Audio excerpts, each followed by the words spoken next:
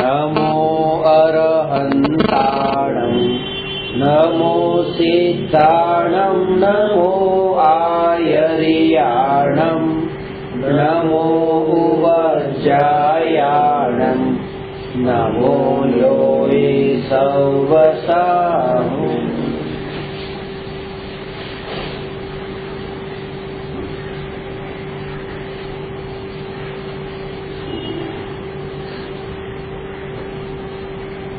प्रश्न नंबर 306 मोक्ष मार्ग केटला छे, कया कया, रहस्य जणावो।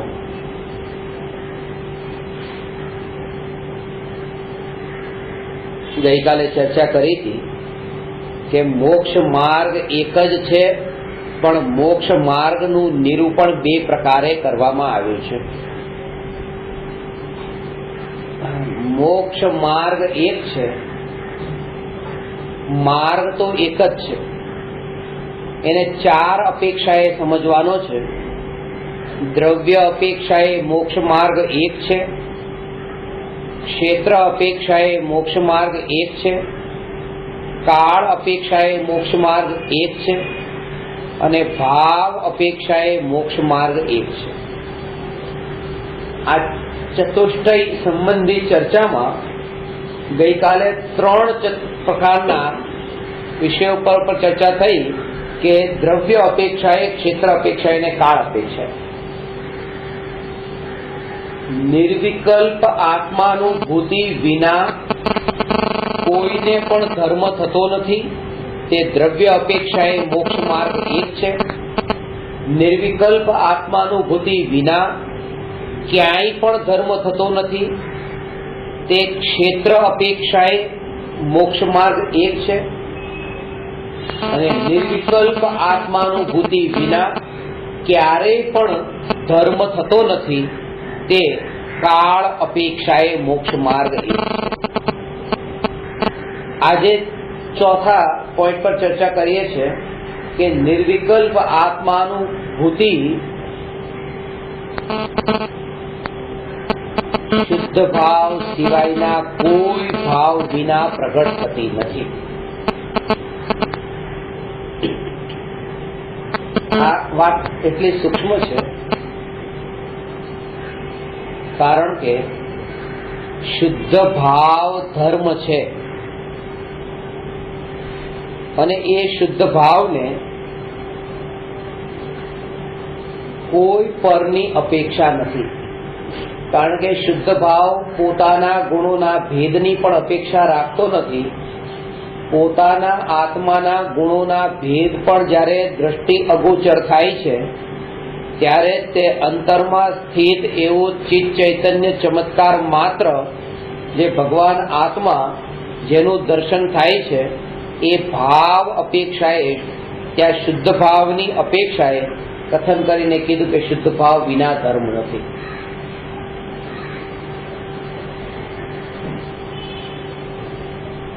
आखा जगत में वितरागी सर्वज्ञ भगवान प्ररूपित धर्म सिवाय कोई धर्म में आवुं न कह्युं कि आ शब्द पण नथी। मोक्ष नामनो शब्द जे स्वर्ग ने हजी मोक्ष कहता होय तो बात अलग छे, बाकी स्वर्ग थी आगळ कोईनी हिम्मत चालती ज नथी ने विचार पण चालतो नथी।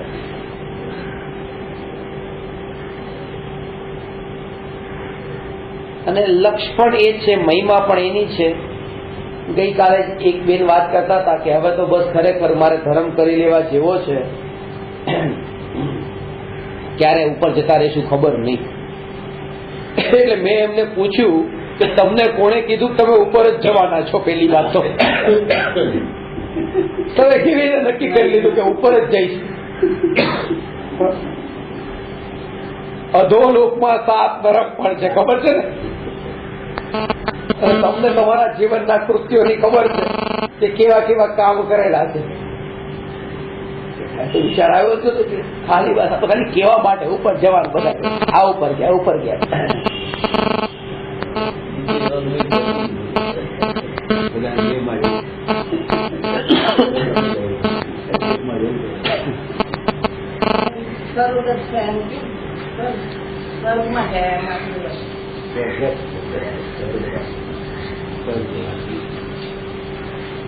સ્વર્ગવાસ થયો છે. અહીંયા સ્વર્ગની આગળ વિચાર પણ નથી ચાલતો, અને એટલા માટે જીવને પુણ્યની આગળ વિચાર નથી ચાલતો. શુભ ભાવ જે થાય છે એ શુભ ભાવ મારાથી મહાન છે. ભગવાનની ભક્તિનો ભાવ એ ભગવાન આત્માથી મહાન છે કેમ નથી? તો એનું કારણ છે કે પરમાત્મા પર દૃષ્ટિ કરી તો શુભ ભાવ થયો. વાતને સમજજો, આ સૂક્ષ્મ બહુ રહસ્ય છે. પરમાત્મા પર દ્રષ્ટિ કરી તો શુભ ભાવ થયો, અને નિજ પરમાત્મા પર દ્રષ્ટિ કરતા શુદ્ધ ભાવ થયો.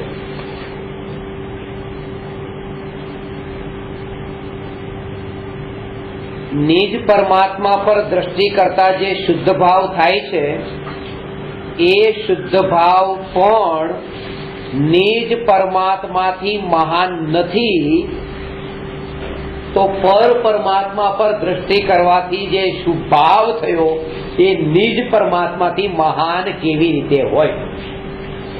શું કીધું? કોણ કયો શુભ ભાવ?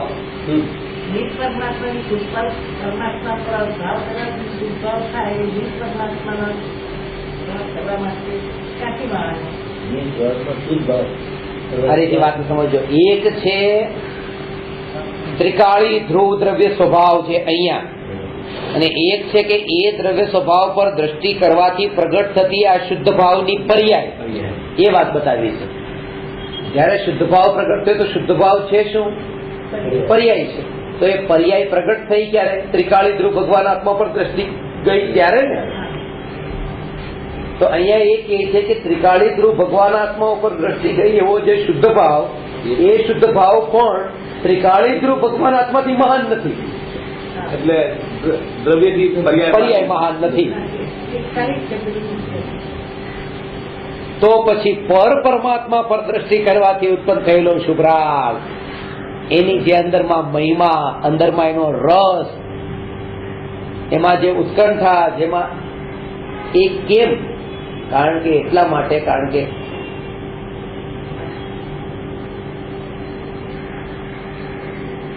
એમાં જે જીવને ઇન્દ્રિયના વિષયોમાં સુખ બુદ્ધિ હોય છે એ જીવને શુભરાગમાં સુખ બુદ્ધિ હોય છે.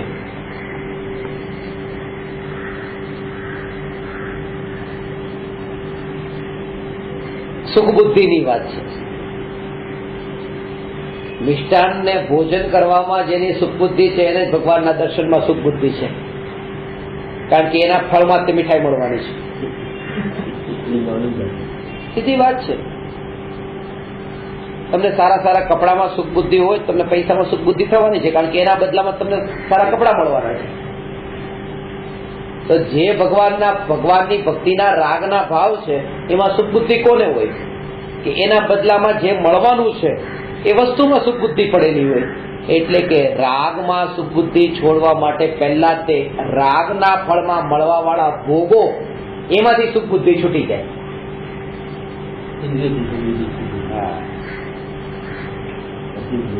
એટલા માટે આપણો જે પ્રયાસ છે, પ્રયાસ ઊંધેથી ચાલુ થાય છે.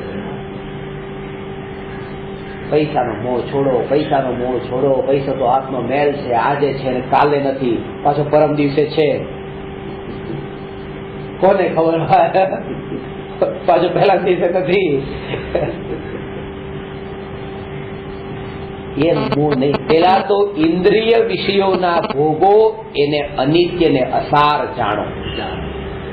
કારણ કે આના થકી જે કઈ મળવાનું છે એને તમે અસાર જાણી લીધું, પછી આનું મૂલ્ય જ ન રહ્યું. બીજી આ છે ઉપાય. આના ઉપર તમને ખબર પડે ને કે મારો મહારાજ તેની પાસે 1 લાખ રૂપિયાનું બંડલ ત્યાં પડેલું હોય તો એમને જે લાખ રૂપિયા છે ભાઈ.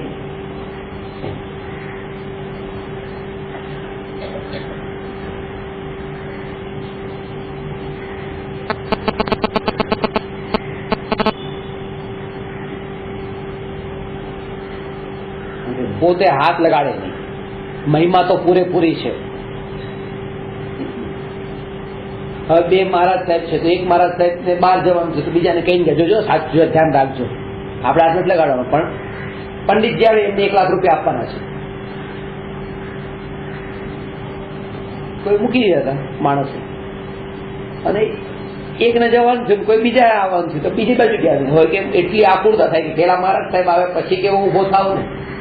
ખરેખર કે આ રાગનું જ કારણ છે. તમે આવ્યા નતા, એક બીજી જગ્યાએ જતા રહ્યા છે, મારે જવાનું થયું.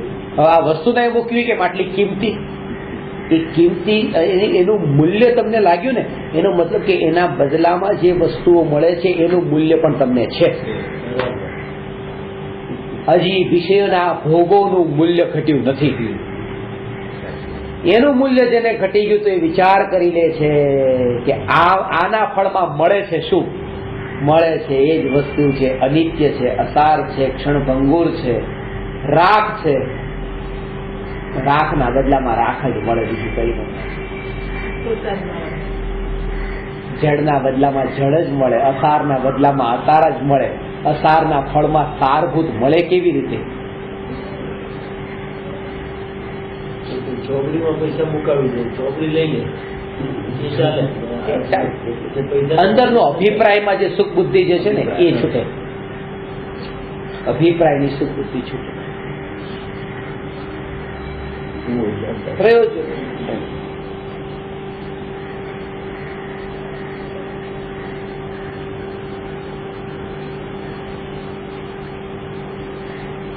તારા છોકરાને પણ એટલી તો સમજ પડે છે. પેલી તમે કોઈ શાસ્ત્રમાં 2 રૂપિયાની એક નોટ નીકળી હતી ને ગામમાં, તમને પુસ્તક વાંચવા આપ્યું હતું, એમાંથી 2 રૂપિયાની નોટ નીકળી હતી. તમે જયારે જો આ પુસ્તકની અંદર નોટ હતી, નાની બેબી છે ભાઈની, એને મૂકી દીધી છે. કોઈ પૈસા આપ્યા 2 રૂપિયા, એ કોઈ ચોરી, એને એટલી ખબર તો પડી કે ચોર ક્યારે સમયસાર ન ખોલે, અને સમયસાર ખોલતો હોય કોઈ દી ચોરી ન કરે.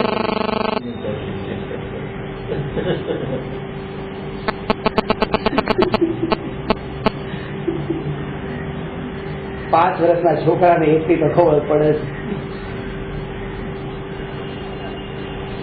પાપ અને પુણ્યની ખબર તો કોઈને પણ પડે, નાના છોકરાને પડે. પણ આ જે ધર્મ છે એ 100 વર્ષનું આયુષ્ય શું, લાખો વર્ષોનું આયુષ્ય પૂરું થાય પછી પણ જીવને એ જળમાં જે સંસ્કાર બંધાઈ ગયા છે, જે સંસ્કાર એ વિભાવ છે, જેને એને સ્વભાવ માની લીધો છે. હેબિટ પડી ગયા, આ તો રોજનું થઈ ગયું, સ્વભાવ બની ગયો. સ્વભાવ બની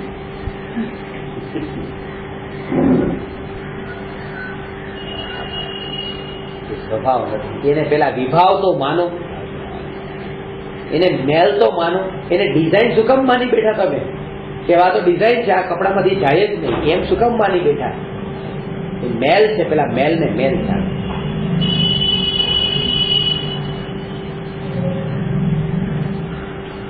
જાગતા વાર નથી લાગતી,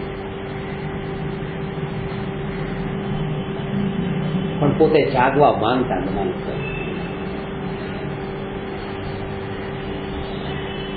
એટલા માટે જૈન ધર્મમાં દુઃખીથી સુખી થવાની વિધિ બતાવી જ નથી. જૈન ધર્મમાં નથી બતાવી. દુઃખીથી સુખી થવાની વિધિ જૈન ધર્મમાં નથી. જૈન ધર્મમાં તો તમે સુખી છો, બસ એને જો એની વિધિ બતાવી છે. તેનામાં બેમાં ફરક છે. દુઃખીથી સુખીની વિધિ અને સુખી છો એનો અનુભવ કરો એની વિધિ.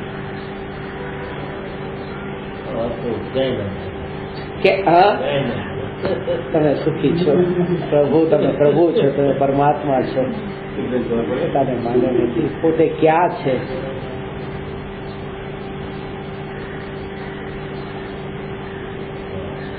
એક રૂમ ને આખો ધનથી ભરી દેવો છે અને ધનવાન થવું છે.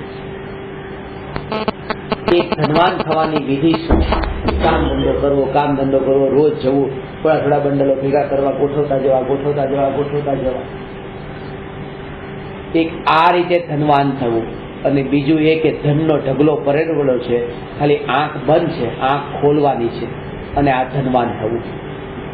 આંખ બંધ રાખી હતી, ધનવાન તો હતો જ તે, ખાલી આંખ ખોલીને જોયું ત્યાં ધનવાન થઈ ગયું. બસ અમારું જૈન ધર્મ એમ નથી કહેતું કે દુઃખને દૂર કરો સુખ લાવો, દુઃખ દૂર કરો સુખ લાવો, એ વિધિ જૈન ધર્મમાં નથી. અહીંયા કહે છે કે તમે સુખથી પરિપૂર્ણ છો જ તે, ખાલી તમારી આંખ બંધ રાખી છે, આંખને ખોલો. બધું તમે કેટલી બે વિધિમાં એકમાં કેટલી ગધા મજૂરી છે અને એકમાં કેટલી સરળતા અને સહજતા છે. ખાલી આટલું જ છે કે બસ તમે પોતાને એ રૂપે અહેસાસ નથી કરતા, અનુભવો એ રૂપે. તમે પોતાને નીચા માનો જ નહીં કે હું પાપથી ભરેલો ને સંસ્કાર ને કુસંસ્કારોથી ભરેલો. શું કામ માન્યો પોતાને એ રૂપે? અને આટલું સાંભળીને પાછું જન્મથી સંયુક્ત પરિવારમાં રહ્યા એટલે બધાની ચાલાકીઓ જાણતા હોય, કોના કેવા. આથી શું પ્રયોજન ને શું મળ્યું? કામ કાળા કરે તો મનમાં તો ભાવ આવે, ખોટા કામ કરે, વજનમાં ખોટું કરે, જૂઠું બોલે. કપડા કાળા પહેરવાથી કોઈ પોતાને કાળો માની લેતો નથી. એવી જ રીતે આ કાળા કામ તો કપડા છે, પણ એનાથી મારું જે શુદ્ધ સ્વરૂપ, કાળો દાગ લાગ્યો છે કપડા ઉપર, પણ એ કાળો દાગ પણ કાળા કપડા પર નથી દેખાતો, એ સફેદ કપડા ઉપર દેખાય છે. તમને કાળા કામ કરે એ દેખાણું, અશુદ્ધતા દેખાણી કાળા કામની, કારણ કે શુદ્ધતા પડેલી છે. એ શુદ્ધતા જે પડેલી છે એ તમારો સ્વભાવ છે. આ કાળો દાગ તો મેલ છે, એ જતો રહેવાનો છે. કપડું તમારી પાસે છે હંમેશા માટે. જે પોતાનું છે એને પોતાનું માનીને આ જે સ્વભાવ જે જાણનાર એનામાં એટલો પોતે અંતરમાં અનુભવ કરીને જેટલો ઊંડો ઉતરતો જાય છે એટલી આ કાલીમાં જે છે એ દૂર થતી જાય છે.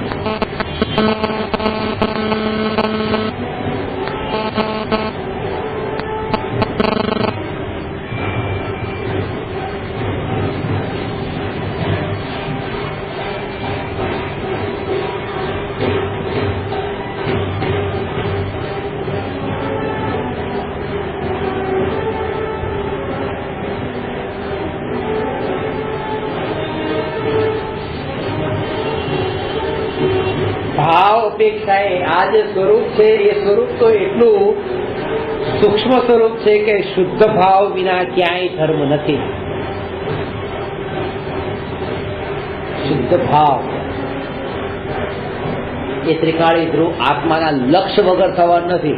એ શુદ્ધ ભાવ એના વગર થતો નથી. શુદ્ધ ભાવ વિના ધર્મ નથી. શુદ્ધ ભાવ વિના ધર્મ નથી. આ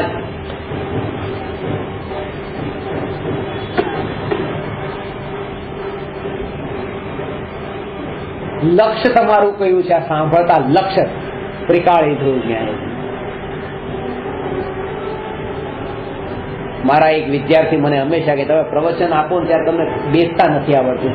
આમ ઘણી વાર એટલા વાંકા વળી બેસી જાવ છો ને, આમ ટટ્ટાર નથી બેસતા. આમ વ્યવસ્થિત તો વાત ભગવાન આત્માની ત્રિકાળી ધ્રુવ શુદ્ધની, પણ તમે આમ કે બેસો આમ બેસો ક્યાં તમારે શું પડી છે? આ તો તમારા હિત માટે કહીએ છીએ. આ હિત તમારા માટે છે ને, પણ એ સમય તમે વિચાર કરો તમને કેવું લાગ્યું, એના આત્માનું કેટલું હિત કરે છે. આ વિચાર તમારા માટે આવે છે કે જયારે બીજાના વિકલ્પોમાં તમે એટલા ઊંડા હો છો ત્યારે પોતાનો જે ઘાત થાય છે એ ઘાત બહુ ખતરનાક છે.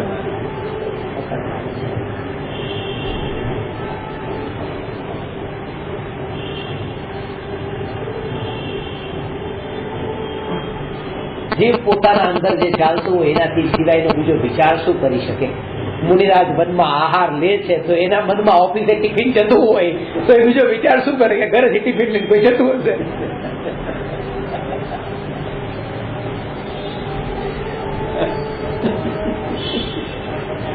પોતાના વિચારોની આગળ આપણું ચાલતું જ નથી ને. આજ સુધી રાગ દ્વેષ સિવાય બીજું કઈ જોયું જ નથી.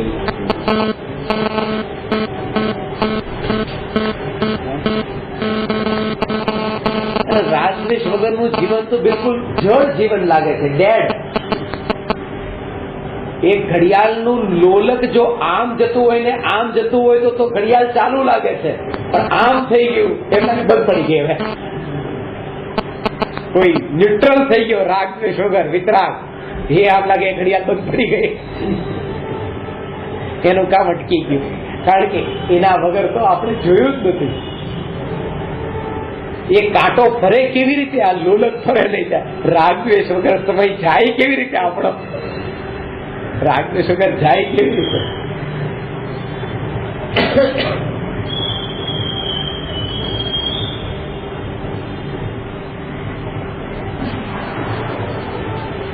ત્રિકાળી ધ્રુવ ભગવાન આત્મા જ્ઞાનની પર્યાય જ્યારે ત્રિકાળી ધ્રુવ ભગવાન આત્માનું લક્ષ્ય કરે છે,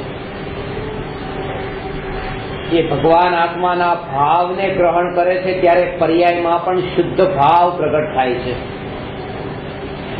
ભાવને ગ્રહણ કરવાનો અર્થ શું એનું થોડું રહસ્ય સમજી લઈએ. આ શુદ્ધ ભાવમાં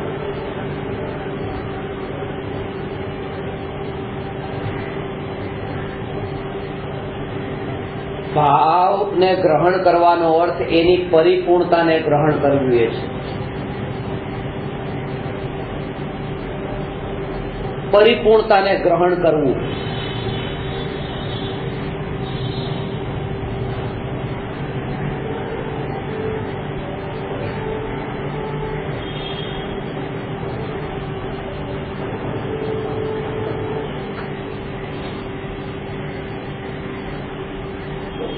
જેમ જેમ તમે અંદરમાં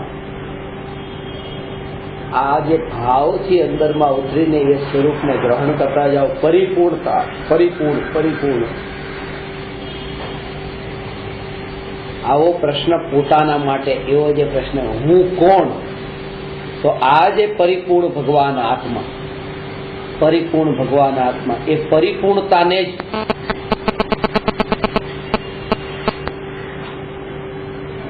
લક્ષ્યમાં લેતા જ્ઞેયોથી જ્ઞાનને ભરવાના વિકલ્પ જ નહીં આવે. આ જે વિકલ્પો છે એ જ્ઞેયોથી જ્ઞાનને ભરવાના વિકલ્પ છે. આ વાણી જે અહીંથી નીકળી રહી છે એ વાણીથી તમે તમારા જ્ઞાનને ભરવાના ભાવ ભાગ્યા છે. ભરવું છે, અમારે પોતાને ભરવું છે. આ અમારે પોતાને તમે બોલો, આ વાતને અમારે સાંભળવી, અમારે પોતાના જ્ઞાનને ભરવું છે. અમે તૈયાર છીએ, ગ્રહણ કરવા તૈયાર છીએ. અમે જ્ઞાનમાં આ જે વાણીના જ્ઞેયોને ભરવા તૈયાર છીએ. અહીંયા કહે છે કે જ્ઞાનથી, જ્ઞાનને જ્ઞેયોથી ભરવાનો જે વિકલ્પ છે એ વિકલ્પ જ તે પરની આકાંક્ષા છે, પરની મહત્તા છે. હું પોતે પરિપૂર્ણ ભરપૂર ભરેલું જ્ઞાન સ્વભાવી એ પરમાત્મા, એને કહેવાય કે ભાવને ગ્રહણ કર્યો, આ પોતાની પરિપૂર્ણતાને ગ્રહણ કરી. અહીંયા આવ્યા હતા એ સમયે ને ઉભા થયા ત્યારે કંઈક ભરીને ઉભા થયા એવો તમને અહેસાસ થયો તો સમજવું કે એવાના એવા ઉભા થયા. કંઈક પલટાઈને તો ઉભા થયા ત્યારે કહેવાશે કે જ્યારે આવ્યા હતા ત્યારે ને ઉભા થયા ત્યારે એમાં કોઈ ભેદ ન લાગે. એને કહેવાય સ્વભાવની નજીક જઈને સ્વભાવને સ્પર્શ્યો ત્યારે ત્રિકાળી એક સ્વરૂપને નજરમાં લીધું ત્યારે હવે એને લાગતું જ નથી કે આવ્યો ત્યારે ઊભો થયો ત્યારે એ કોઈ અલગપણું આવ્યું, નવાપણું આવ્યું, એ લાગતું નથી. જો તમને ઊભા થતી વખતે કંઈક નવું પ્રગટ થયું એવું લાગ્યું, સમજવું કે પર્યાય ઉપર જ નજર છે. પર્યાયમાં નવીનતા આવે છે. દ્રવ્ય સ્વભાવમાં ત્રિકાળી એક રૂપ, એકપણું છે.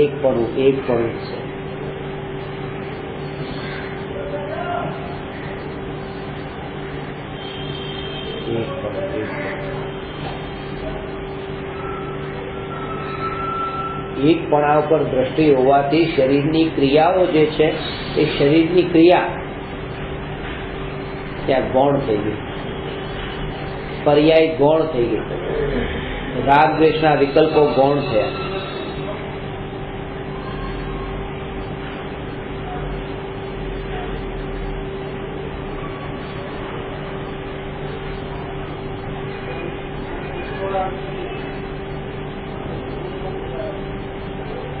શુદ્ધ ભાવ વિના ધર્મ.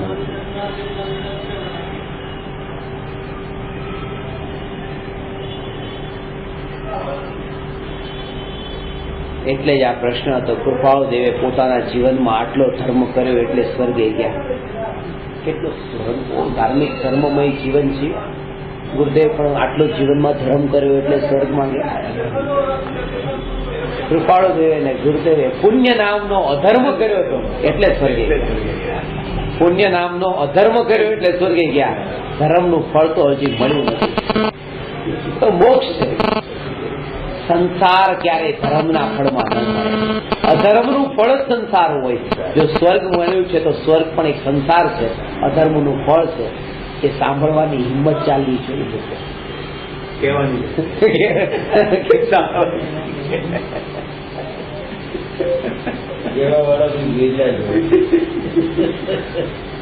સંખ્યા ઘટી જાય છે, બીજા દિવસે ઓછા આવે છે.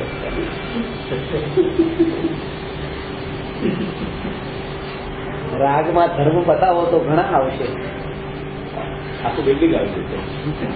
આવી જશે. કેમ પણ ગુરુદેવના તો ધીરે ધીરે પહેલા ઓછા પછી વધતા ગયા, બહુ વધી ગયા. જે વિરોધ માતા એ કથા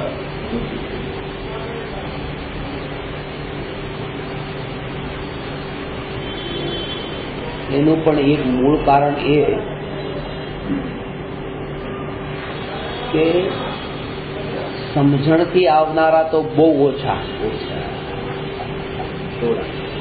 પણ આ જે છે ટોળું જે હતું એ કે જે સ્થાનકવાસીમાં મહારાજ સાહેબ તરીકે હતા ત્યારે માનનારા હતા, તો પરિવર્તન કર્યું ને આ ધર્મ અંગીકાર કર્યો, એને માનવા માંડ્યા. કારણ કે શિષ્યોનું કામ સાચા ખોટાનો નિર્ણય કરવાનું નથી હોતું. એનું કાર્ય તો ગુરુ જ્યાં ચાલે ત્યાં ચાલવાનું છે. આવું લાગે છે. એવું એને લાગે છે. આવું હોતું નથી. કોઈક જીવ એવા સમજેલો હોય તો પોતે પામી ગયો હોય, બીજો ગુરુદેવ થયો હોય, બીજો ગુરુદેવ એટલે પોતે સમ્યકૃતિ થયો હોય. બીજા ગુરુદેવ તો કોઈ કેવી રીતે થાય? આદિનાથ ભગવાન પછી કોઈ બીજા આદિનાથ ભગવાન થયા જ નહીં. સંભવ જ નથી. અસંભવની કોશિશ કરવી જ નહીં. મહાવીર ભગવાન થવાની કોશિશ કરવી હતી. આદિનાથ ભગવાન પછી કોઈ આદિનાથ ભગવાન થયા જ નહીં. રામ થયા પછી રામના ગુણગાન ગાવા વાળા કેટલાય હતા, રામ રામ કરવા વાળા કેટલાય, પણ રામ પછી બીજા રામ પૃથ્વી પર કોઈ થયા નહીં. સંભવ જ નથી. આદિનાથ ભગવાન પછી બીજા આદિનાથ કોઈ થયા નહીં. થયા તો અજીતનાથ થયા, આદિનાથ ન થયા. હરી સંભવનાથ થયા, પણ અજીતનાથ કોઈ ન થયા. એનો અર્થ છે કે તમે પોતે તમે કંઈક પ્રગટાવો અંદરમાંથી, કોઈના જેવા તમે ન થાવ. તમારી અંદર છે ખજાનો, નજર શું કામ બહાર કરો છો બીજા ઉપર? તમારી અનંત શક્તિને જ બહાર પ્રગટાવવાની છે, પોતાની અનંત શક્તિને. અને આટલા વર્ષોમાં, હજારો વર્ષોમાં બીજા રામ ન થયા તોય લોકોની દોડ હજી પણ રામ થવા માટેની છે કે રામ રામ. મહાવીર ભગવાન પછી મહાવીર ભગવાન ન થયા 2500 વર્ષમાં, પણ લોકોની પછી મહાવીર ભગવાન. જે તમે છો એવા જે છો, કોઈ પર ઉપર નહીં. અને એમાં જ પરિપૂર્ણતાનો અહેસાસ. સીધો સ્વરૂપ તો સરખું જ હોય, ભલે નામથી મહાવીર ના થયા. જ્ઞાન એટલે કે સ્વરૂપની નજરે જો તો સિદ્ધો રૂપ નહીં, પછી તો નિબોધિયાનું સરખું જ છે, સિદ્ધોની જેવું જ તે. સ્વરૂપની દ્રષ્ટિએ જોઉં તો સર્વ જીવ છે સિદ્ધમ, પછી નિબોધિયા આવી જાય. વાત એ છે કે બીજા જેવા થવાની કોશિશનો અર્થ જ છે કે તમારી નજર પર ઉપર જાય છે. જ્યાં સુધી પર ઉપર નજર જાય છે ત્યાં સુધી શુદ્ધ ભાવ નથી. સ્વભાવ પર નજર જાય નહીં ત્યાં સુધી શુદ્ધ ભાવ પ્રગટે નહીં.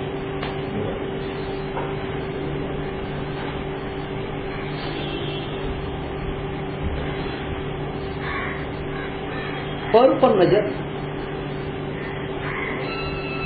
પોતાની ઉપર નજર કરીને કે પોતાની ભગવાન બેઠો જેને એવા ગુણતો નથી, એવું બી કહી શકાય. ગુણ છે નહીં ને પોતાનું ભગવાન માને જ નથી. કોનામાં એવા ગુણ નથી? તમારા ઘરમાં ખજાનો ધનનો નથી એમ ક્યાં છે? પડ્યો છે, તમે આંખ બંધ રાખી છે. અને તમે પોતાને કંગાળ માનો તમારી ભૂલ છે. તમે ધનવાન માનો તો ભૂલ નથી, કારણ કે છો તમે ધનવાન.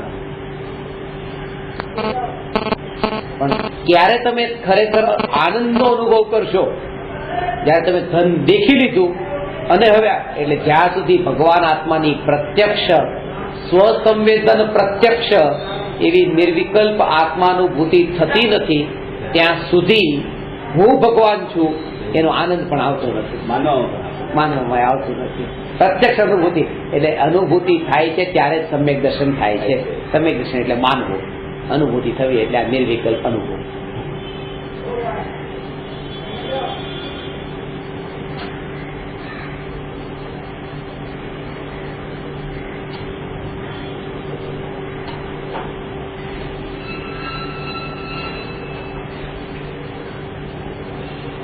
ત્યાં બધું જ એક બાજુ રહી જશે. ક્ષયોક્ષ જ્ઞાન, તર્કો, યુક્તિઓ, એને આની કોઈ જરૂર નથી.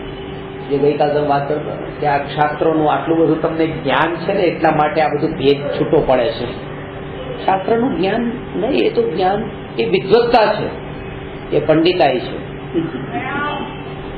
બધી ગાથાઓ યાદ કરી લેવી, શ્લોકો યાદ કરી લેવા, એના ભેદ પ્રભેદ જાણી લેવા, એ પણ જરૂરી નથી કે એનાથી ભેદ જ્ઞાન થઈ જશે. ભેદ જ્ઞાનની પ્રક્રિયા અલગ પ્રક્રિયા છે, ક્ષયોક્ષમ જ્ઞાનનું ભેગા થવું એ અલગ પ્રક્રિયા છે. ભેદ જ્ઞાનમાં અલગ પ્રક્રિયા છે, ક્ષયોક્ષમ જ્ઞાનમાં અલગ પ્રક્રિયા છે. ભેદ જ્ઞાન તો એને જ છે કે જેને આની અનિત્યતા, એને મોત દેખાઈ ગયું. કીડી મકોડા, માખી મચ્છર મરતા હોય, દરેકની મૃત્યુ પોતાની મૃત્યુની ખબર લાગી, આવી અનિત્યતાનો બોધ થયો છે. રસ્તા પર જોયું કે કીડી મરી પગમાં આવીને, એનું મરવું એ પોતાને સંકેત આપે છે, પોતાનું મરવું બતાવે છે કે આ શરીર મરણ ઘરમાં છે. એવી અનિત્યતા જેને લાગી છે ત્યાં આ ચિંતનની ધારા શરૂ થાય છે. પણ જ્યાં સુધી ક્ષયોક્ષમ જ્ઞાન જ જેને જીવન લાગ્યું છે,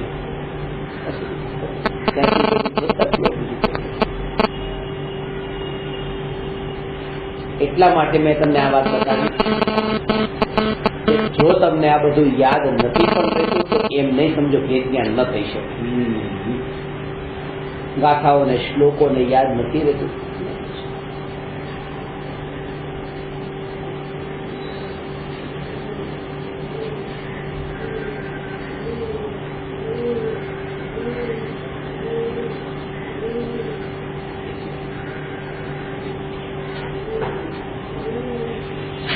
આખું જગત ક્ષણિક છે ને આત્મા એક નિત્ય છે.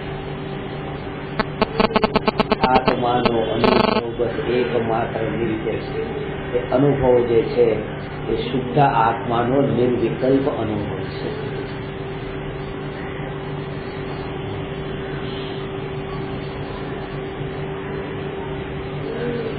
સુખની પ્રાપ્તિ પછી સુખની દોડ રહેતી નથી.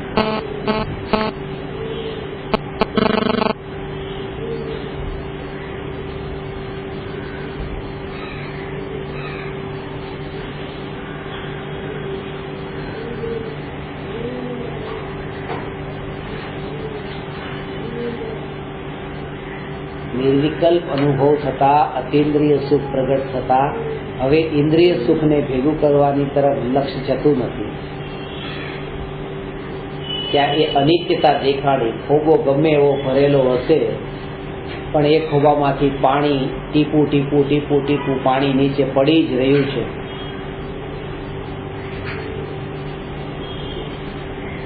આયુષ્યના કર્મના ઉદય ક્ષણે ક્ષણે ક્ષણે ક્ષણે ક્ષણે ક્ષણે ઉદયમાં આવીને ખાલી થઈ રહ્યા છે. એમ લાગે કે જીવનની અનિત્યતા અનિત્યતા અનિત્યતા એવા પ્રકારની લાગે કે એ અનિત્યતા એનામાં તન્મય જ, અનિત્યતાનો જે બોધ છે એ અનિત્ય વસ્તુમાં તન્મય જ ન થવા દે.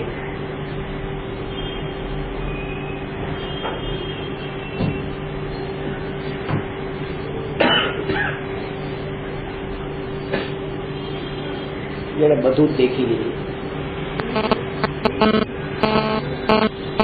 અનિત્યતાનો બોધ અલગ થાય અને નિત્યની પ્રાપ્તિ અનુભવ થાય એવું જરૂરી નથી, પણ આ બહુ જરૂરી છે કે અનિત્યની અસારતાનો બોધ તો જરૂર થાય. જરૂરી નથી કે નિત્યનો અનુભવ થઈ જાય. ડાયોજનીસને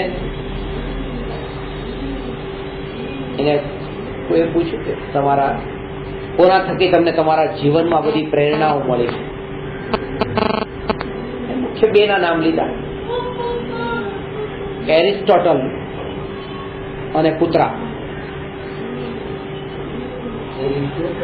એરિસ્ટોટલ અને કૂતરા. એરિસ્ટોટલ નામના એક ગ્રીક ફિલોસોફર થયા. સોક્રેટિસ, એરિસ્ટોટલ અને પ્લેટો, ત્રિપુટી.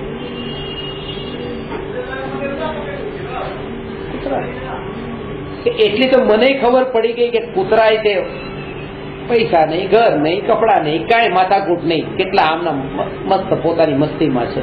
એ કપડા નતા પહેરતા, ફરતા તો એવી જગ્યાએ નગ્ન. એના તમે જો તેનું જીવન અનિત્ય અનિત્ય અસાર છે. આ બધું અનિત્ય શું કામ છે? આની કઈ જરૂર જ નથી, પણ નિત્યનો અનુભવ થાય એ જરૂરી નથી. એક વાત બાકી છે કે અનિત્યનો બોધ નિત્યના અનુભવ માટે કમ્પલસરી છે, પણ જેને અનિત્ય અસાર લાગ્યું અને વિચાર કેટલો ચાલ્યો, કૂતરા પાસેથી પણ બોધ લઈ લીધો. બેને એક સરખા લેવલમાં મનુષ્ય ને કૂતરા. અહીંયા પણ જીમખાનામાં લખેલું હતું જયારે અંગ્રેજો હતા ત્યારે લિફ્ટ ઉપર, Indians and dogs are not allowed.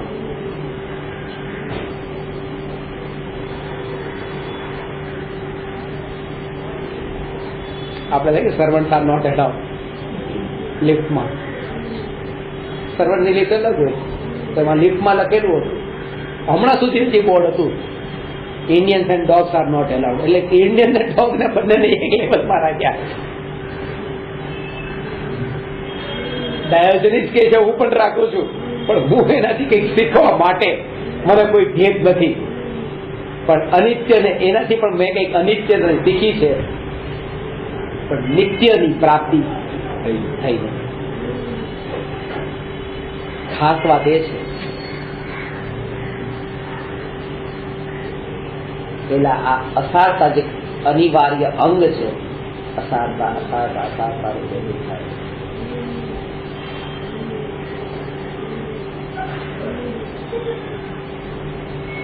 આ સંકેત યાદ રાખજો. આ ભાઈ આ બેન ગુજરી ગયા,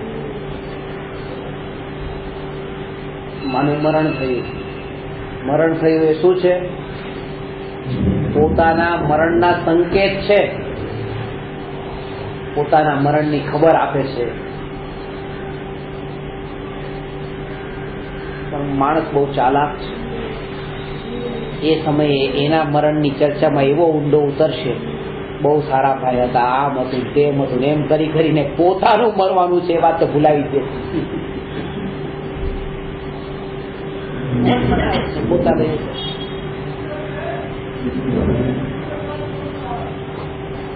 અસારતા જેમ જેમ અંતરમાં અસારતાનો બોધ થાય છે, અનિત્યની અસારતા અનિત્યની અસારતા લાગતી જાય છે.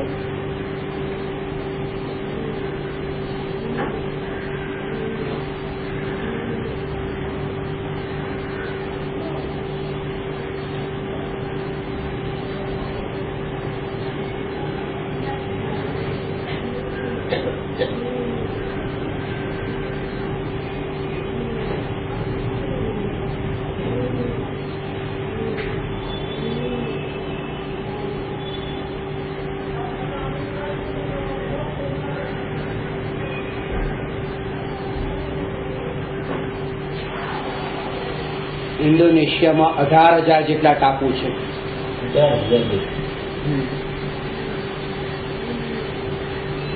નાના એવા કેટલાય ટાપુ છે. કોઈ ટાપુ તો એવા હોય કે જે ટાપુમાં માનો 50 લોકો જ રહેતા હોય.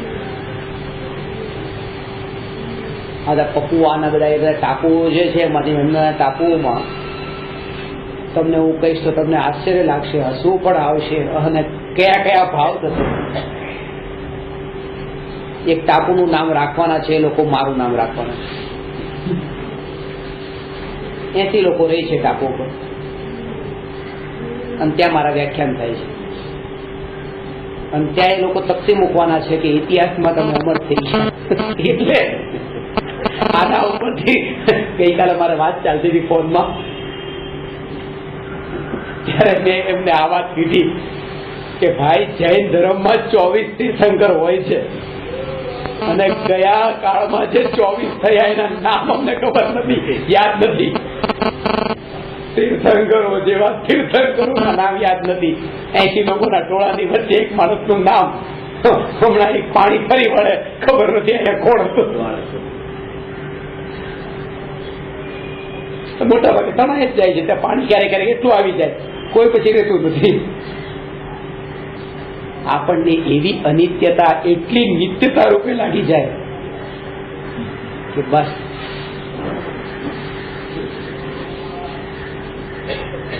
કોલમ્બસે અમેરિકાને શોધ્યું, કોલમ્બસ અમર થઈ ગયું. એટલી સંકુચિત દ્રષ્ટિ, નિત્ય ધ્રુવ ધ્રુવ ધ્રુવ, અનંત અનંત અનંત અનંત અનંત અનંત,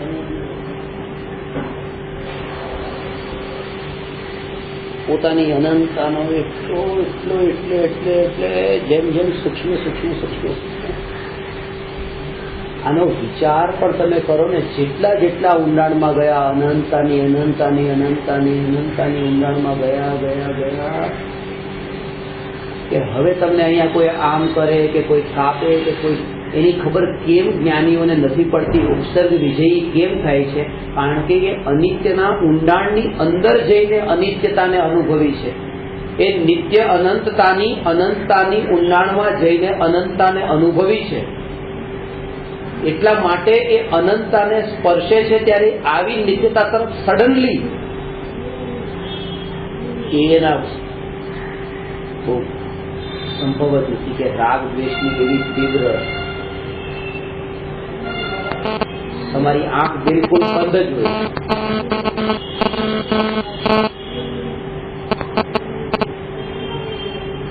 અને પછી તમે આંખ ખોલી તરત જ તમને આ સારું ના ખરાબ એમ તરત જ નથી થતું. આંખ ખોલતા તો હજી જોવા તો દો કે અહીંયા શું શું. આંખ ખોલતા તે તરત જ સારું ખરાબ રાગ દ્વેષ આ કે કઈ નહીં. નિત્યની ઊંડાણમાં નિત્યની અનંત અનંત વૈભવની ઊંડાણનો અનુભવ કરેલા એવા જ્ઞાનીને હજી બહાર આવે ત્યાં તો એટલા હજી ખબર પણ નથી પડતી કે આ કયું શું. એ ખબર પડે એની પહેલા પાછા અંદર જતા રહે છે, અંદરની ડૂબકી લગાવી દે છે. એવી અંદરની અંતરની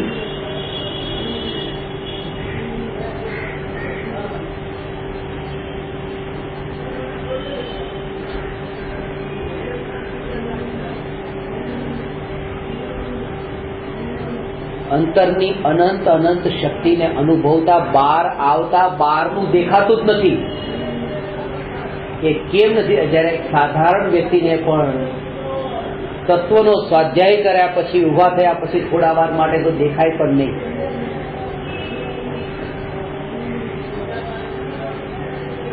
કે હું ક્યાં છું, મારી બાજુમાં કોણ છે, આ સંયોગો કેવા છે,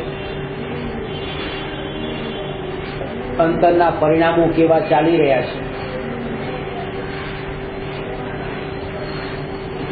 એ સાધારણ વ્યક્તિને પણ જયારે આ દેખાતું નથી તો અનંતતાની અનુભૂતિનો જેને અંદરમાં સ્વસંવેદન પ્રત્યક્ષ અનુભવ થયો છે,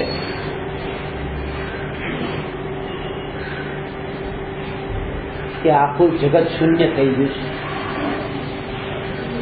હવે કોનામાં રાગ કરવા જાય, કોનામાં દ્વેષ કરવા જાય, કઈ હોય તો જાય ને રાગ દ્વેષ કરવા.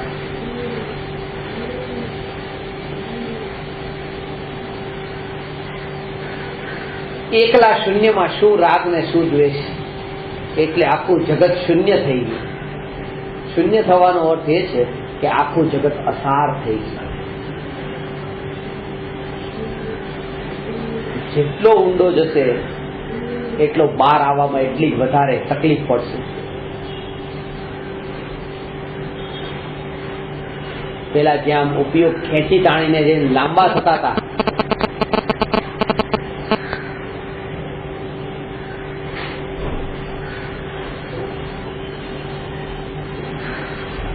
એક તમારી ટીકા નિંદા થઈને તમે તરત સાંભળવા માટે ઉત્કંઠા, પ્રશંસા થઈને જે તમને ઉત્કંઠા, આવી જે ઉત્કંઠા થતી હતી એ ઉત્કંઠા હવે થતી નથી.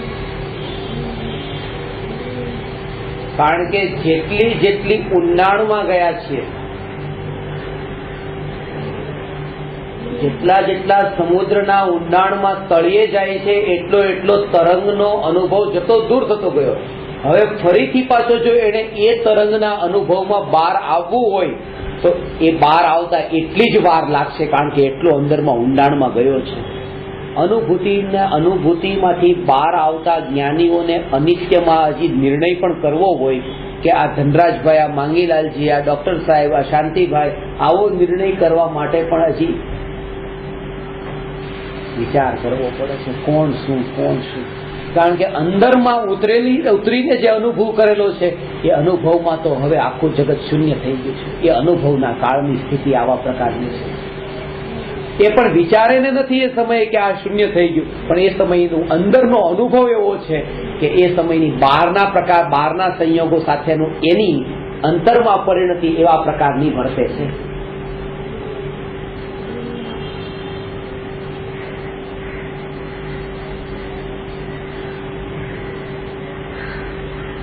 આવા પ્રકારની અંતરમાં પરિણતિ વર્તે છે કે બહારનું જગત, કે જે જગતને દેખતા પણ અંદરમાંથી બહાર આવતા પણ ત્યાં વિચારો ચાલે છે કે શું છે. શું કીધું તમે? શું કીધું? સંભળાયું નહીં. કે તમારું ધ્યાન અહીંયા રાખો તો સંભળાય ને. તમારામાં ધ્યાન બીજે રાખો કેમ સંભળાય? મન તમારું ક્યાં ફરે છે એટલે ને સંભળાતું. સ્વરૂપમાં અંદર ઉતર્યા પછી વારંવાર એ સ્વરૂપ જ સ્વરૂપ. બહારમાં દુનિયામાં કોણ પ્રશંસા ને કોણ નિંદા કઈ ખબર નથી પડતી. રસ નથી ને એમાં, ઉપયોગ ત્યાં ખેંચાતો જ નથી.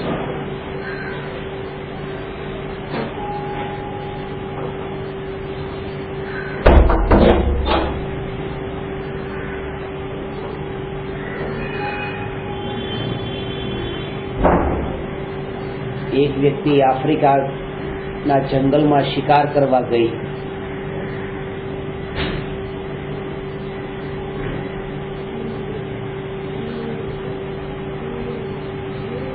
મને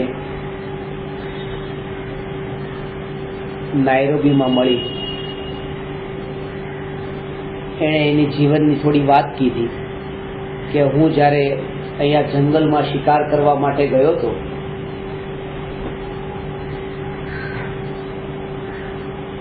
ત્યાં મને સિંહે મારી નાખ્યો અને હું મરી ગયો.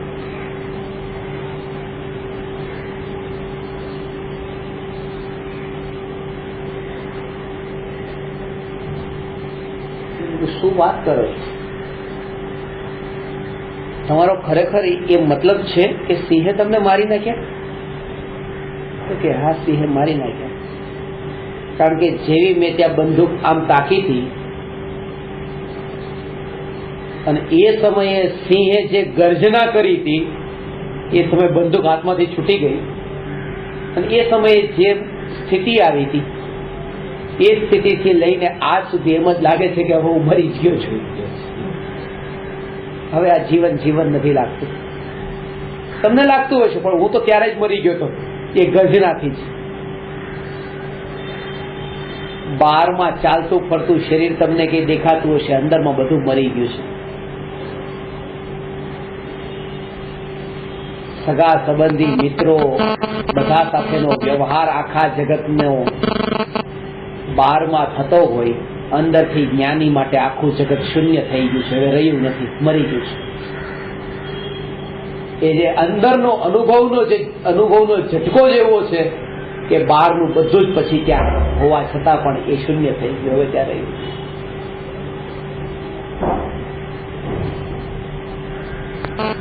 ફિઝિકલી મળતું કંઈ નથી, બધું જ રહે છે, પણ અંદરમાં જે અનુભવનો જે ઝટકો છે એ ઝટકો એવો છે કે હવે બહારમાં ખેંચી તાણીને ક્યાંય પણ કમાવતો નથી, ક્યાંય એવા બે ભેદ પાડતો નથી કે આ દૂરનો ને આ નજીકનું,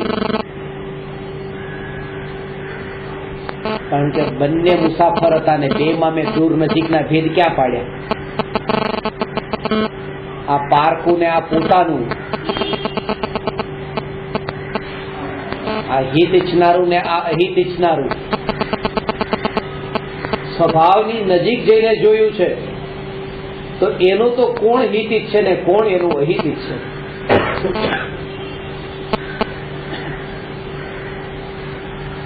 તમે જે કંઈ પણ કરો છો મારું હિત માટે જ કરો છો. અત્યાર સુધી તમે જેટલા વિકલ્પ કર્યા આટલા વર્ષોમાં અંદરથી તો એ જ હતું કે મારા હિત માટે જ હતું. એના હિત માટે, તમે જેના હિત માટે કરો છો તમે એને જોયો? તમે મને જોયો? તમે ચામડાને જોયું, તમે મને તો ક્યાં જોયો? તમે કોણ મારું હિત ઈચ્છવા વાળા? કારણ કે હું જે છું એનું હિત તમે કેવી રીતે કરી શકો? એ તો તમને ત્યારે દેખાશે જ્યારે તમને તમારી અહીંયા એ પોતે જે સત્તા સ્વરૂપ જે છે એ દેખાશે, ત્યારે બીજા એ આત્મા દેખાશે, અને એ જ્યારે દેખાયો ત્યારે હિત કરવાનો વિકલ્પ પણ નહીં રહે, કારણ કે ત્રિકાળ પરિપૂર્ણ રૂપે દેખાશે. એમાં શું હિત ને શું અહિત. એટલા માટે બીજાનું હિત કરવાનો જે વિકલ્પ છે બધું જ ચામડું દેખીને આવે છે કે લાવ તમને રોટલી જમાડી દઈએ તમારા માટે, હિત માટે. અંદરમાં એ જાગૃતિ રહી કે હજી તો હું જે માન્યતામાં માનું છું આ કેટલો ભ્રમ છે, એને તો મેં હજી જોયો જ નથી, અને પહેલેથી હું માની બેઠો કે મેં એમનું હિત ઈચ્છ્યું છે. જેનું હિત ઈચ્છો છો એને પેલા જોઈ તો લો કે કોણ છે તે. એ ચામડાને જોઈને હિત ઈચ્છ્યું.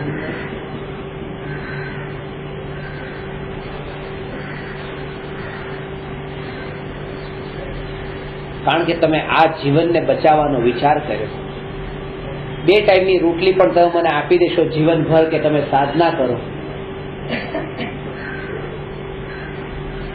તમે ચિંતા નહીં કરો, બધું જ છોડી તમે તમારા માટે બધી વ્યવસ્થા કરી દઈએ. ચામડાનું તમે મને બચાવવા માંગો છો ને, બચાવવા માંગો છો, આખા જીવનને બચાવવા માંગો છો, પણ તમે ચામડાથી આ આત્માને જોડાયેલો દેખવા માંગો છો, બીજું કઈ નથી. કારણ કે 2 ટાઈમની રોટલી થી લક્ષ્ય શું છે કે આ ચામડું આત્મા સાથે બંધાઈને રહે, એના સિવાય બીજું છે જ નહીં. જેને સ્વરૂપની અનંતતાનો અનુભવ થયો છે એવા જીવને આ જે જીવન છે એ જ જીવન નથી. એના માટે અનંત જીવનનો બોધ હવે થયો, અનંત જીવનનો અનુભવ એને થયો. ત્યાં હવે એ મોત સામે આવે છે તો એને એમ નથી લાગતું કે જીવન છૂટી રહ્યું છે. એ મોત જે છે એ તો ખાલી જેને મેં જીવન માની લીધું હતું એ જીવનથી છોડાવે છે, પણ ખરેખર તો અનંત જીવન જે પોતાનું જાણવું જાણવું જાણવું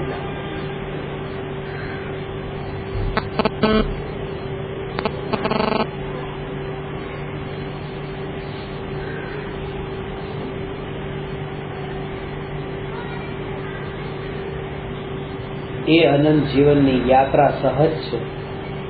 એ અનંત જીવનની યાત્રા સહજ છે. એ અનંત જીવનની યાત્રા એટલા માટે સહજ છે કારણ કે એ જીવનની યાત્રા માટે તો એ વિકલ્પ પણ નથી કરવો પડતો કે અનંત કાળ સુધીનું મારું જીવન ટકીને રહે, કારણ કે એ વિકલ્પની પણ જરૂર નથી. એ તો અનંત કાળ સુધીનું જાણવું જાણવું જાણવું જાણવું એ જીવન છે. આ જીવન જેના લક્ષ્યમાં છે એને આ જે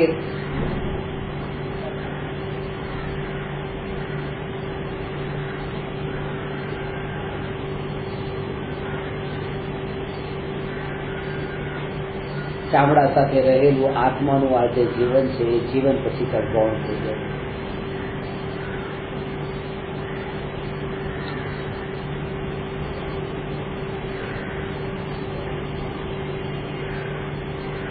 કૃપાળદેવ બહુ નાની ઉંમરમાં 33 વર્ષે દેહ છોડી દીધો. મનુષ્ય ભાવ કેટલો મહિમાવાન છે. આવા મનુષ્ય ભાવની થોડી તો કદર કરી. કેટલા કેટલા ભાવ પછી મળે છે. મચ્છર કડે તો કે બેસવા દો, વાંધો નહીં, ભલે કર્મના કરજથી ચૂકવાયેલું છે, મુક્ત થઈ રહ્યો છું. બીમારી તો મારો ગુરુ છે, કારણ કે એના થકી મને સ્વરૂપની યાદ આવે છે. ગુરુ તો સ્વરૂપને યાદ કરાવે છે. આ બીમારી મારી ગુરુ છે. મનુષ્ય જીવનને મહિમાવાન જાણ્યું હોત તો કેટલું સારું હતું. પણ એ મહિમાવાન જાણી, ખાલી મહિમાવાન જાણવું એ બોલવાનું નામ મહિમાવાન નથી.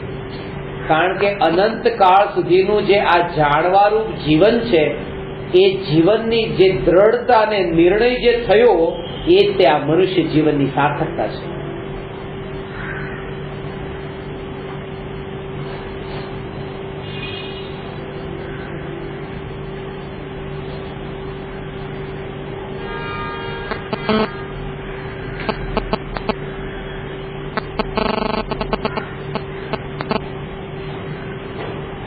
સલાહકારો ઘણી આ પ્રકારની, કારણ કે જેનું લક્ષ્ય શરીર ઉપર જ છે. તમે ધ્યાન રાખો, તમે ધ્યાન રાખો, તમે શરીરનું ધ્યાન રાખો, તમે ખાવા પીવાનું ધ્યાન રાખો. તમારી તૈયારી છે 32 થયા છે ને આવતા વર્ષે 33 છે. કૃપાળદેવનો ટાઈમ આવી ગયો છે. કાલે મને કીધું કે તમારે વરસ જ છે, પછી સમજી લેજો કે પોતાની ખાવા પીવા ઉપર છે, તો બીજાની ખવડાવવા પીવડાવવા ઉપર હતો જે રોઈને ખાઓ ખાઓ ખાઓ ખાઓ. એ કે જો આ જીવનમાં અનંત કાળ સુધી ટકી રહેનારું જે જાણવા રૂપ જે જીવન છે, એ જીવનનો નિર્ણય થતો હોય તો અત્યારનો આ ક્ષણે આ ચામડાથી આત્માનું છૂટું પડવું પણ મંજૂર છે. કારણ કે અનંતની યાત્રાનો દ્રઢ નિર્ણય એ જ આ જીવનની યાત્રાની સાર્થકતા છે. ખરેખર આ વાત જો અંતરમાં ઉતરે તો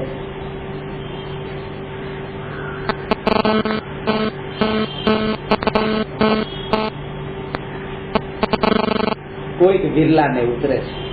કોણ છે તે વિરલો એવો વિચાર પણ જ્ઞાનીને નથી.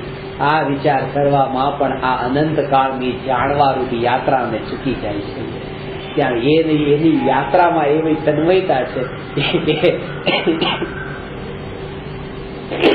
કોણ છે તે વિરલો એમાં પણ પ્રશ્ન નથી. એમાં વિરલાને ખબર નથી કે એ વિરલો હું છું. એ તો બીજાને ખબર છે કે આ એ વિરલો છે. પોતાને ખબર નથી.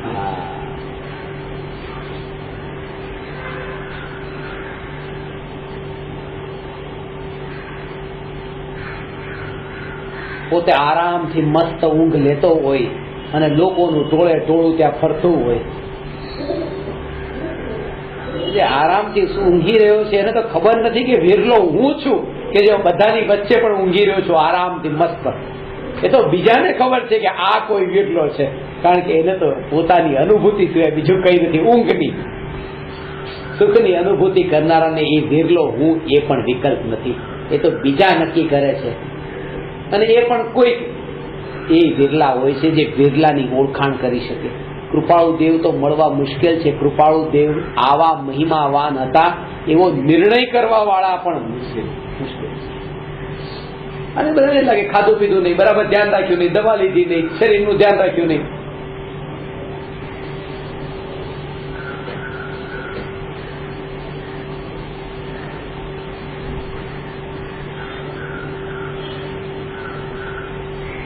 અનંતનું જાણવારૂપ જે યાત્રા છે એમાં છૂટો ભેદ પડતો જાય. હજી એમાં થોડી સૂક્ષ્મતા સમજવાની છે. શુદ્ધ ભાવમાં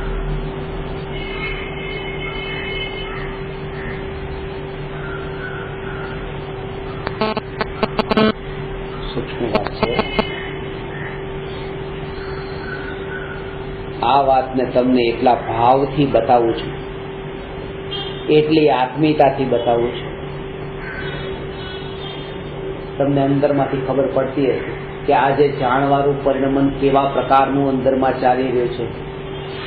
ચહેરા પરની પ્રફુલ્લિતતાથી એ ખબર પડે કે આ જાણવાળું પરિણમન કેવું ચાલી રહ્યું છે. તો કે હજી પણ જીવ બ્રહ્મા છે. ચહેરા પરની પ્રફુલ્લિતતાથી તો રાગનો વિકાર કેવો છે એ ખબર પડે.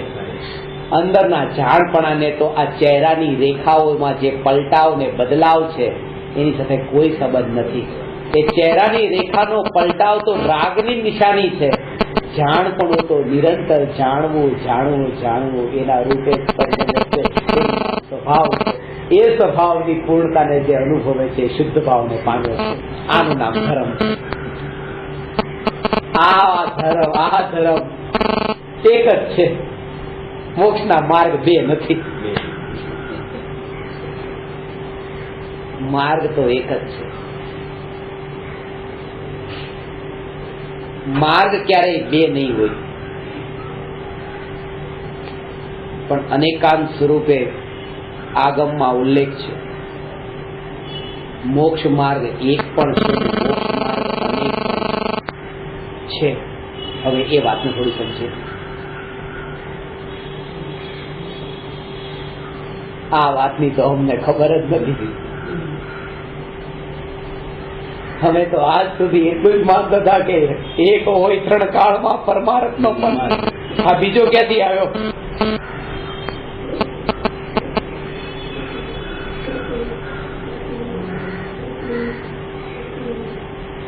બહુ સૂક્ષ્મ રહસ્ય છે. બહુ સૂક્ષ્મ રહસ્ય.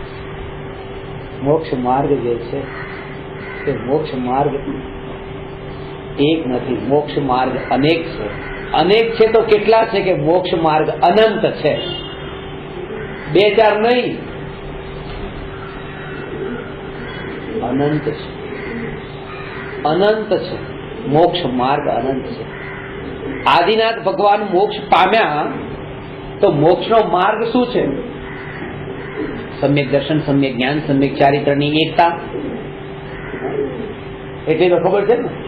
સમ્યક દર્શન નું નામ ખાલી મોક્ષ માર્ગ નથી. સમ્યક દર્શન, જ્ઞાન, ચારિત્ર ત્રણેયની એકતા.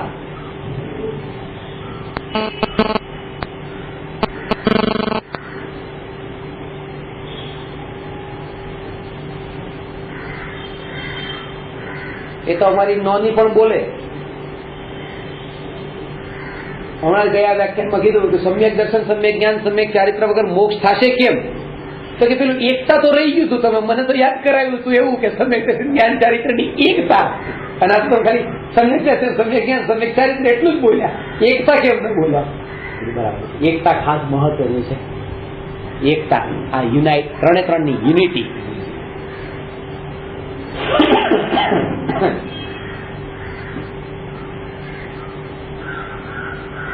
આદિનાથ ભગવાન મોક્ષે ગયા સમ્યક દર્શન, જ્ઞાન, ચારિત્રની એકતાના બળ પર. તો આદિનાથ ભગવાનનું જે સમ્યક દર્શન, અજીતનાથ ભગવાનનું સમ્યક દર્શન બેનું એક જ હતું કે જુદું હતું? અજીતનાથ ભગવાનનું સમ્યક દર્શન, સમ્યક જ્ઞાન, સમ્યક ચારિત્ર અલગ હતું કે નહીં? સંભવનાથ ભગવાનનું સમ્યક દર્શન, જ્ઞાન, ચારિત્ર એમનું હતું કે નહીં? જો સમ્યક દર્શન, જ્ઞાન, ચારિત્રની એકતા મોક્ષ માર્ગ છે તો અનંત જીવો મોક્ષે ગયા છે. એ અનંત જીવો પોતપોતાના મોક્ષના માર્ગ પર ચાલીને, એટલે મોક્ષ માર્ગ અનંત પણ છે અને મોક્ષ માર્ગ એક પણ છે. આવું અનેકાંત સ્વરૂપી મોક્ષ માર્ગ ભાગ્યો વિતરાગી દેવે.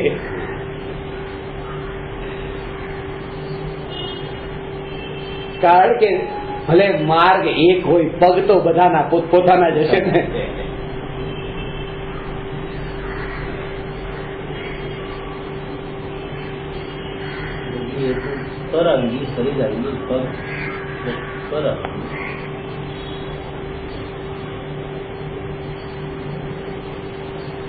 શરીર ક્યાં ચાલે છે?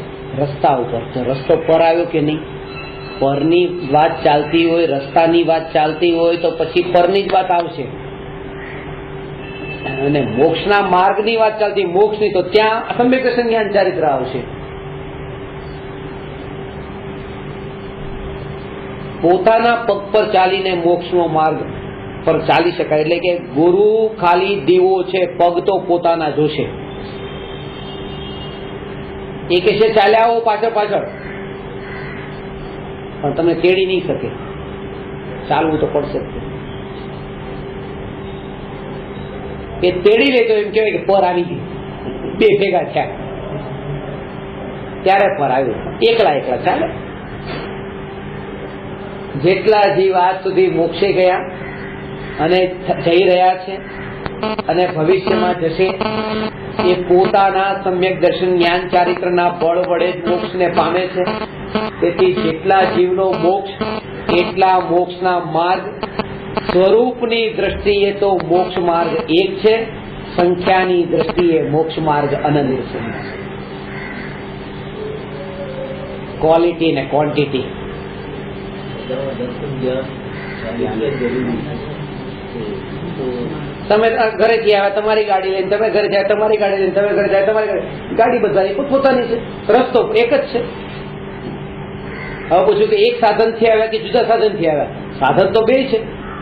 આમ રસ્તો એ સાધન છે, ગાડી સાધન છે. આમ જો તો એક દ્રષ્ટિએ જો તો એક જ સાધનથી આવ્યા છો બધા, રસ્તો એક જ હતો. અને આમ જો તો અલગ અલગ ગાડીથી આવ્યા છો, જુદું જુદું સાધન પણ. સાધનની વાત કરીએ તો સાધન એક પણ છે ને સાધન જુદા જુદા પણ છે. એમ આ મોક્ષનો માર્ગ જે છે એ સ્વભાવની દ્રષ્ટિએ એક પણ છે અને સંખ્યાની દ્રષ્ટિએ અલગ અલગ પણ છે.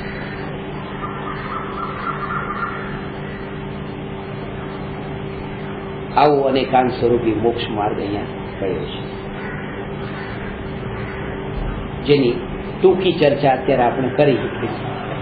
હવે આગળ 307મો પ્રશ્ન લેશું, જેમાં હજુ આનો ખુલાસો થશે. 307મા પ્રશ્નમાં નિશ્ચયથી તથા વ્યવહારથી સપ્ત વ્યસનનો ત્યાગ કોને કહેવાય? સાચો જૈન કોણ? મહાવીરનો વારસદાર કોણ?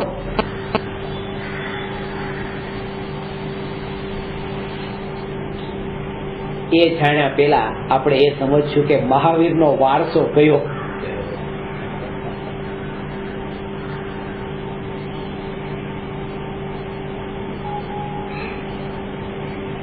રાજગીરીનું સમોસરણ કે પછી વૈશાલીનો મહેલ? કયો વારસો મહાવીરનો? એ સમજાશું તો વારસદાર સમજતા વાર નહીં લાગે. ચર્ચા આવતી વખતે કરશું.